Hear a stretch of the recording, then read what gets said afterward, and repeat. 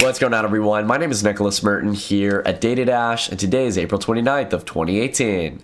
Well, folks, it's time for our Coins of the Month video here on the DataDash channel as we step into the upcoming month of May over these next coming days. There's a lot of excitement returning into the cryptocurrency and blockchain space, and this is really relieving after about a 3 to 4 month bear market where cryptocurrencies were on a downtrend or either stagnant.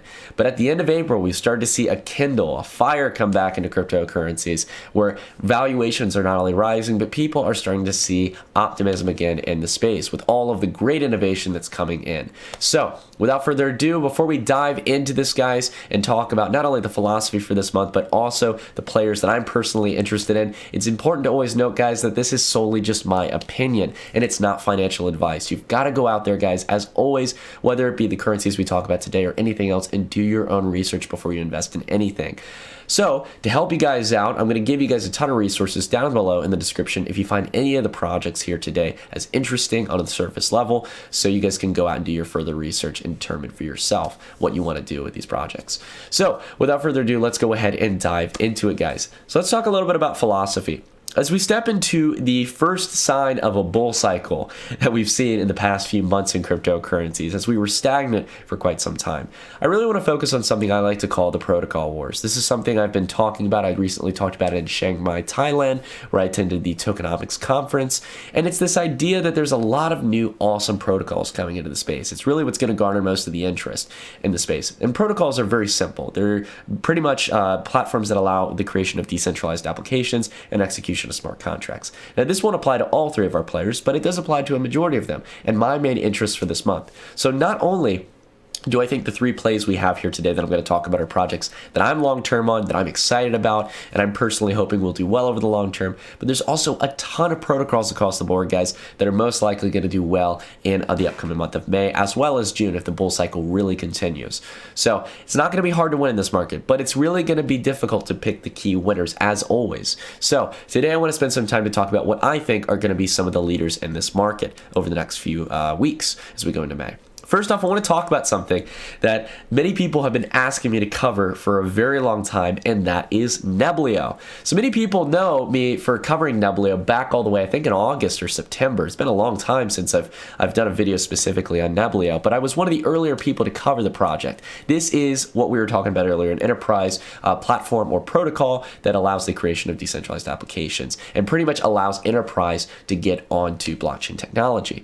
Well, Neblio not only is still sitting at a very fair valuation, I think, comparative to where it was back in January, where it skyrocketed off of the announcement of launching the system where it'll be able to launch its own tokens, as we'll talk about in just a little bit. But Neblio itself, compared to most protocol plays, is still very cheap, and with the small team that Neblio has continued to prove its worth over the past few months. It was the reason I covered the project in the first place, and it's why I continue to keep up with Neblio. So if you go through Neblio's website, I think many of you know generally what Neblio is. It's been around for a while. It's definitely one of the older protocol platforms with all the new ones coming out, but Neblio takes a very simple approach. Neblio is trying to get enterprise applications on the blockchain. They're trying to get enterprise to onboard on the blockchain as simple as possible, but also at the same time provide enough flexibility so you don't run into the roadblocks that are commonly hit with most protocol platforms, even in cases such as Ethereum. So guys, I gotta tell you all, if you want to get the basis of Neblio, I think it would be definitely good if you watch my video on Neblio, which again I'll have linked down below in the description. I think it's a great starter point to really see some of the things that Neblio stands out on. Well, and to give you a quick summary before we dive into some of the newer developments that I really want to focus on here, they not only have a large support for languages and APIs comparative to other blockchains, but along with that as well, the interface is really built to help people and companies, specifically in enterprise, adopt blockchain technology more simply. This is very similar to protocols like Nulls that I cover, and I cover these platforms with a passion because I believe that ease of use is one of the major steps towards not only third generation blockchains, but adoption of blockchain technology. And I think we'll start to see it in this third generation. So because of that, Neblio is a very simple, it's a secure distributed ledger platform that people will be able to build applications on. You guys can can go watch the video that I do on Neblio if you want to get some more details. But I really want to focus in on some of the new developments that I haven't really been able to talk about on the channel over the past few months. So first off, really was the last big kind of announcement. I think this was back in March or not too long ago, where they announced the Neblio token protocol 1 or NTP 1 tokens. This is basically the equivalent of an ERC20 token for the Neblio protocol, which means that people can go out and launch NTP tokens for their different applications. So you can go out and do ICOs on Neblio in that case. This is really good. It shows that the protocol is maturing. It's getting ready to actually have things built on top of it. And with the ease of use of implementing blockchain technology for these different DApp, whether it be for an enterprise specifically, whether it be a private company or for a DApp, this is really, really good to see that it's setting the stage for people to actually start adopting Neblio and actually using it. So, excuse me guys, sorry, I'm still sick at the moment. But along with that, they have Neblio Orion, which is as well the wallet, if I'm remembering, yes, the wallet that's going to allow you to store not only Neblio on there and stake it, but along with that as well, store your NTP tokens as well. But across the board as well, there's also some more other exciting things like Neblio University. So as we take a look here at Neblio University, it's a very clean interface on their website that allows you to go about learning about a lot of the core foundations in regards to Neblio. And I gotta say as well, outside of the fact that they're providing a solid website, they're continuously providing updates and goals ahead of time from when they set them.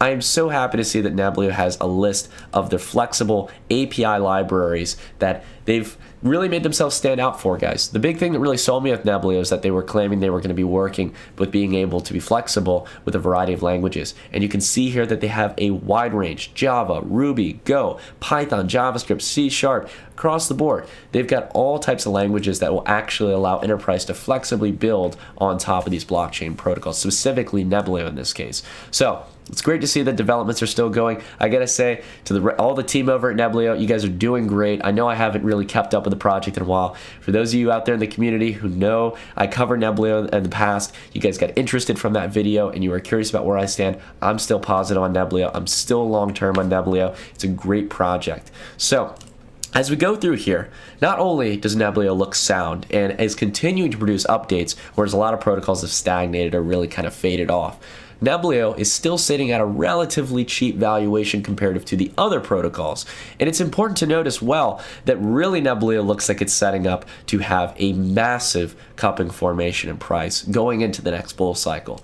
Right now we're sitting at around, yes, I was actually at the wrong number because this thing is shrunken. Generally speaking, Neblio right now is sitting around, I think, 160,000 Satoshis. I might be wrong on that, might be misreading. I'm pretty sure that's it because Satoshi denomination is into 8 digits. Yes. So generally speaking, Neblio is sitting around 160,000 Satoshis right now, comparative to where it was back here in January during the peak of the euphoria, where it was sitting around 450,000 Satoshis. A very big discount in its Bitcoin comparative. Not to mention, Bitcoin is also on the cheaper end right now. So the valuation that we were seeing back in December was sitting on the upper of $700 to $800 million in valuation last time I checked. And now we're sitting right below $200 million in valuation. A very cheap player comparative to most protocols. So what I'm looking for here in regards to Neblio is not only the increase in volume, the increase of interest that has been maintained on a daily basis with Neblio, but along with that as well, the slow curving of price action, where we're not only above the 50-day moving average, which was serving as resistance, but along with that as well, hopefully a complete reversal in the trend back up to the upside. Now again, this isn't any crazy TA, guys. You don't always need to be a crazy trader to spot these opportunities. I've done a lot of TA before, but in the case of Neblio, it really looks like this is starting to pick up momentum. If the volume comes in, if the price continues to form a nice cupping formation, this could be setting up to be a massive player over the month of May. So that's what I'm generally looking for. I'm generally looking to see that we continue to hold resistance above 150,000 Satoshis, which served as resistance over here over 2 times and a little bit over here in the past as well. And if we can make that support and continue above that level, then we're going to see Neblio continue higher. So again, guys, I'm long into this going into the month of May, really liking what Neblio is producing on a fundamental sense as well on a technical sense. This is looking very, very nice, especially with the volume that's been maintaining on Neblio. So going on to a little bit of a larger player here that's well known, and that is NEO. Guys, I'm going to be really honest with you in regards to NEO here. NEO, again, has been continuously developing its ecosystem. As any of you would probably know if you're keeping up the space, there's, again, a lot of innovation going on in regards to NEO. A lot of new players, for example, like Ontology, that have come out as massive successes. A lot of people getting excited about that. I also talked about Ontology early on, so if you guys want to check that out, please check the video down in the description if you want some more details on Ontology. But the clear image is here, guys. NEO is still one of the leading protocols, and it's been one of the few players that hasn't really moved up in this market. Whereas we've seen EOS, we've seen I got even Ethereum coming back. We started to see Icon and Cardano and all the massive players that we're well aware of, as well as some newcomers do very, very well. NEO's gotten a little bit of a bump, but so far its price is still remaining relatively low in its Bitcoin comparative, and it's definitely nowhere close to where we were back during the craze of January.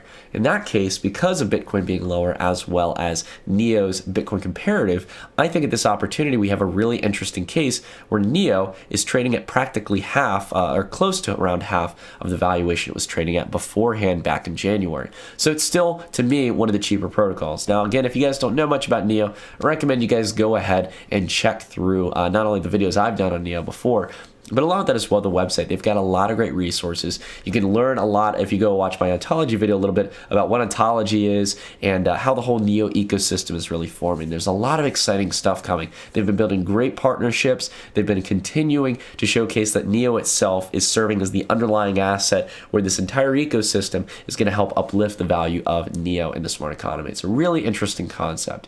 So going more towards the TA side, which I'll be fair is what I want to focus on here, NEO itself is showing a wonderful, wonderful technical formation here.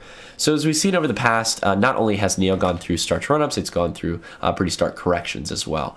In this case, NEO, however, has met the conditions that it met in the past when we saw a preceding bull run. So in this case, we've seen that the 50-day moving average serves as a serious indicator for NEO. When it finds support on the 50-day, serious solid support and price strength confirmation, it's usually when NEO is about to have its exponential run-up. How do we know this? Well, we can take a look back here. For example, this is when I got interested back when it was still Ant shares, when NEO was still Ant shares at the time. When NEO found support on the wedge that was forming here in price on the 50-day and continued towards its second large run-up from the first preceding one back in June. And when it had this, and I think this was in August, yes, sorry, I couldn't see the date because my mic is in the way, but with August, that was the real first serious run-up after the preceding one in June. After that, though, we got the correction going forward. And after a collapse below the 200-day and then a preceding upbound jump up back up to the 50-day moving average, finding and garnering support over a few weeks, we got the preceding bull run. And now if we take a look over here, guys, after NEO itself had gone from 14 million Satoshis down below 7 million, which is a 50% correction in Bitcoin comparison, not to mention Bitcoin's been going down, we got below the 200-day, back above it, and now we garnered support on the 50-day. And now we're starting to see a breakout. Now, keep in mind, guys, if you guys are interested in this, you got to ask yourself whether or not you want to buy in after this kind of jump, and or you want to wait for it to possibly correct. In my case, I usually tend to wait for these kind of corrections, but at the same time, it depends on what time frame you're really doing it. In my case, I think NEO is a good long-term play, but at the same time, the important thing to note here is that we're still on the lower end of the cycle, okay? We're not here at all-time highs where you really have to ask, you know, are we going to possibly expect a correction relatively soon? In this case, the technical signs are showing out here, guys. The only thing I'm really, I just want to make clear as well, is not to worry about the lack of volume, because we're looking at Bittrex for the price history. As well, if you go over to Binance, you'll see the same price movement with the solidified volume backing it up as well, some of which we've seen back here after the rebound in early April. So, because of this, really excited for NEO. I think NEO in a technical sense speaks for itself. Again, if you guys go through and, you watch my videos, you'll hear me talk a lot about all the new developments in the NEO ecosystem. So last but not least, let's go ahead and take a look into the third player that I'm going to be looking at during the month of May. I'm really excited about this project. It is no other than Substratum. Substratum, that's the project. Yep. Substratum, guys, look, it's continuing to kill it, guys. Justin and the team have been doing really great. The concept of the decentralized web is more alive now more than ever. And I'm so excited about it. The tech is there. I just want to talk about it, and also reveals he has $300,000 stuck on a hard drive. It's just another day in the world of cryptocurrency. Substratum. Let's go ahead and talk about it. So, guys, I want to make it absolutely clear here. I've been long-term on Substratum since back in August, and I still am to this day. My opinion has not changed on Substratum. I not only believe in the base concept of the decentralized web and how blockchain can get us there, but there has been no project to this date that proves that it's more possible than Substratum. I've been more and more impressed over time as I've gotten to see, not only getting to meet the personal team behind Substratum back when I visited Ohio, but along with that as well, getting to see the continuous developments month after month that the project is making towards making Substratum become a reality. So, guys, I'm not shilling today. I'm standing confident behind Substratum. For those of you who don't know what Substratum is all about, again, they're basically trying to found the decentralized web. They're trying to make an application of blockchain technology that allows people to host websites in a decentralized manner, basically undermining all of the central control of web hosts across the world, the multi-hundred billion dollar industry, as well as another multi-hundred billion dollar industry of VPNs that are currently getting shut down by the Chinese government because they have central points of failure. With Substratum, we're getting to a point where we might have a technology that allows us to host websites, or for companies and enterprises to host websites, and be able to jump around the firewall of China and all these other methods of government censorship so that ideas can flow and business can prosper on a global scale. And guys, this is not just simply an idea. It's an ambitious idea. It's really hard to achieve, but Substratum is actually doing it. For those who are concerned about Substratum over a long term, not only have they had the private beta that they've been operating under with a select few individuals, they've actually, for those who are still very kind of critical and curious as to whether or not they're actually developing this technology, they've gone about actually making it open source finally. So they fixed that issue that many people had. So you can go watch the video for yourself if you don't want to toy with it, or for those of you who like to kind of get hands-on with things, here's the actual GitHub where you guys can get access to the Substratum node. And they also down here below describe how you can go about running the Substratum node. There's also a ton of videos in the community where people have tested it. It works, and they'll also show you how to do the Substratum node yourself. Along with that as well, I gotta say, with all these great updates as well, they have been one of the best projects at keeping people informed. That to the likes of Cardano and some of the serious legacy players in the blockchain space. There's a ton of videos with Dan and Justin going through and talking about all the major updates in this space. So because of that, really excited to see where the team's going to go over the next few months. And I'm really excited for the public beta that's going to be released, where I can go about running a node, staking my, or not so much staking, but actually going about being able to generate Substratum and have a node on the network supporting the decentralized web. This is seriously awesome technology, and I recommend that you go through and watch the sub-block videos, you go through and watch the updates. Keep up with the team. Check out the technology, guys. It's there, it's sound, and it is going to uphold completely, entirely the web hosting industry and the industry of censorship in China, where VPNs have been a multi-billion-dollar solution for this. It is incredible to think that if you just simply host a Substratum node, you will get access to the World Wide Web. In China, that is going to be extremely powerful as VPNs come to a close. So, you guys know I can ramble on about this. You probably know a lot about Substratum because I know a lot of the Data Dash community loves the Substratum project. Just want to let you guys know that I'm still long-term on this, and I think it's going to be a great play because they've got a lot coming for them, guys.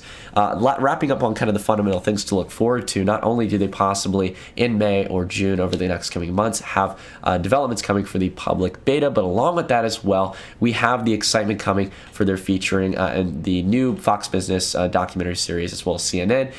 The one with Fox Business has Rob Lowe on it. They innovate or talk about innovative projects that are going on in the tech space and trying to fix really big issues, and they're going to be featured in that. So it's really exciting stuff if you haven't seen it already, guys.